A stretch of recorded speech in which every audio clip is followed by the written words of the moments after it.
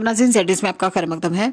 आज district legal service authority Poonch ने महकमा स्कूल एजुकेशन के इश्तराक से POCSO act, child marriage act 2006, motor vehicle act 2019 और सॉलिड वेस्ट मैनेजमेंट के बारे में एक आगाही प्रोग्राम का इनेकाद किया। इस प्रोग्राम में स्कूल के तकरीबन 150 तलबा और अमला ने हिस्सा लिया। इसका एहतमाम JNK लीगल सर्विस अथॉरिटी की रहनुमाई और हिदायत पर चेयरमैन DLSA की निगरानी में किया गया था। आगे देखिए हमारे नुमाइंदा जहांगीर अहमद की रिपोर्ट।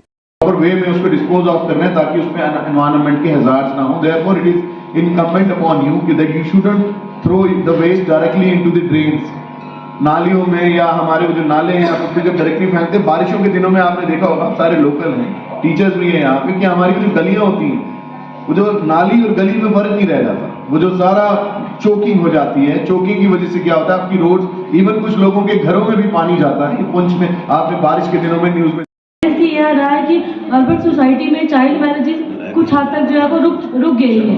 अगर आप अपने अर्बन एरियाज की, रूरल एरियाज की बात करें, गांव की बात करें, तो आज भी जो है छोटे छोटे बच्चों की 14 साल की उम्र में, 15 साल की उम्र में लोगों की शादी कर दी जाती है।